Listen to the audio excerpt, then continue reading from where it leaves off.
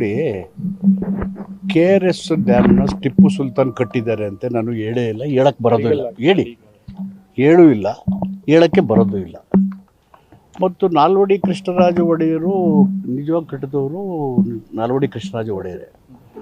So ಇದು subject. ನಾನು ಹೇಳಿದ್ದೇನು ಅಂದರೆ, ನಾವು KRSಗೆ ಹೋಗ್ತಾ ಇರ್ತೀವಿ, ನೋಡ್ತಾ ಇರ್ತೀವಿ, ಸುಮಾರು ಪುಸ್ತಕಗಳನ್ನು ಬರೆದಿದ್ದಾರೆ.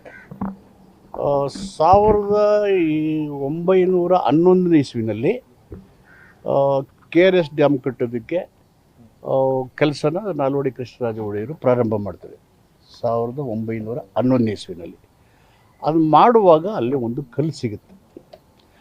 ಆ ಕಲ್ಲು 1794 ಇಸ್ವಿದು, 1794 ಇಸ್ವಿದು. ಎಲ್ಲಿ KRS ಡ್ಯಾಮ್ ಕೂಡ ಅಲ್ಲೇ ಆ ಕಲ್ಲು ಸಿಗುತ್ತೆ.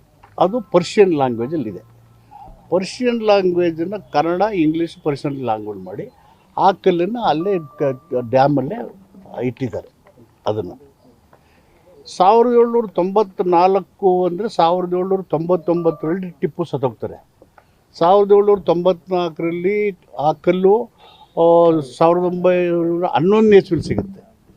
ಸೊ ಅದು ನೋಡಿದಾಗ ಅವ್ರಿಗೆ ಎಲ್ಲೋ ಕಲ್ಪನೆ ಇತ್ತೇನೋ, ಅಲ್ಲಿ ಹರಿಯೋ ನೀರನ್ನು ಬಿಡ್ದು ಹೊಲಗದ್ದೆಗಳಿಗೆ ಕೊಡಬೇಕು, ಬರಗಾಲ ಅನ್ನೋದು ಇರ್ಬೋದೇನೋ ಅನ್ನೋದು ಚಿಂತನೆ.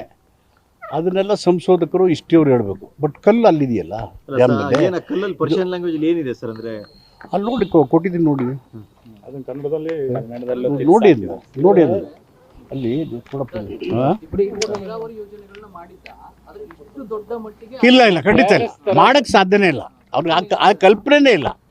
ಅದೆಲ್ಲ ಇಂಜಿನಿಯರ್ಗಳು, ಬೇರೆ ಬೇರೆ ಇಂಜಿನಿಯರು, ವಿಶ್ವೇಶ್ವರ ಎಲ್ಲ ಸೇರಿ ಅದನ್ನು ವಿನ್ಯಾಸ ತಯಾರು ಮಾಡಿ ಎಷ್ಟು ಹಣ ಆಗುತ್ತೆ, ಎಷ್ಟು ಎಕರೆ ಆಗುತ್ತೆ, ಎಷ್ಟು ಅದೆಲ್ಲ ಮಾಡೋದು ನಮ್ಮ ಇಂಜಿನಿಯರ್ಗಳು ಮತ್ತು ನಾಲ್ವಡಿ ಕೃಷ್ಣರಾಜ ಒಡೆಯರು. ಆ ಕಲ್ಲಿದೆಯಲ್ಲ, ಆ 1794ರಲ್ಲಿ ಸಿಕ್ಕಿದ ಕಲ್ಲು ಅದು, ಈ ಡ್ಯಾಮ್ ಕಟ್ಟುವಾಗ. ಅದು ನನ್ನ ಸಬ್ಜೆಕ್ಟ್. ಯಾರು ಹೊಗಳೋಕ್ಕೋ ಇನ್ನೊಬ್ಬರು ತೆಗಳೋಕ್ಕೋ ಇವ್ರು ಮಾಡಿದ್ರೆ ಆ ಪ್ರಶ್ನೆ ಇಲ್ಲವೇ ಇಲ್ಲ. ಅನಾವಶ್ಯಕವಾಗಿ ಕಾಂಟ್ರವರ್ಸಿಸು, ಕನ್ಫ್ಯೂಷನ್ ಯಾಕೆ ಬೇಕು? That is not the question. ಅದು ಯಾವ ಇಂಡಿಯೆಲ್ಲ ಮಾಡೋದು ಅಂದರೆ, ಶ್ರೀರಂಗಪಟ್ಟಣದಲ್ಲಿ ಅಂಬೇಡ್ಕರ್ದು ಒಂದು ಭವನಕ್ಕೆ ಕಾರ್ಯ ಮಾಡುವಾಗ ಪ್ರಜಾಪ್ರಭುತ್ವ, ಅಭಿವೃದ್ಧಿ, ಜನಪರ ಆಡಳಿತ ಹೆಂಗಿತ್ತು ಅನ್ನೋದನ್ನ ಎಕ್ಸ್ಪ್ಲೈನ್ ಮಾಡುವಾಗ ಇದನ್ನಷ್ಟೇ ಉಲ್ಲೇಖ ಮಾಡಿದ್ದು ಹೊರತು ಟಿಪ್ಪು ಡ್ಯಾಮ್ ಕಟ್ಟಿದ್ದಾನೆ ಅಂತ ಎಲ್ಲಿ ಹೇಳಿದ್ದೀನಿ? ನಾಲ್ವಡಿ ಕೃಷ್ಣರಾಜ ಒಡೆಯರು ಕಟ್ಟಿಲ್ಲ ಅಂತ ಎಲ್ಲಿ ಹೇಳಿದ್ದೀನಿ? ಮೂಲ ಕಾರಣ ಪುರುಷರೇ ನಾಲ್ವಡಿ ಕೃಷ್ಣರಾಜ ಒಡೆಯರು.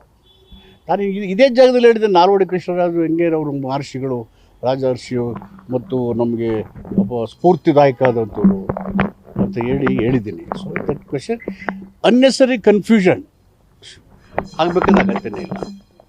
ನಾನು ಯಾವ ಉದ್ದೇಶ ಇಟ್ಕೊಂಡು ಮಾಡಲಿಲ್ಲ. ಅಲ್ಲಿ ದಾಖಲಾತಿ ಅಲ್ಲಿದೆ.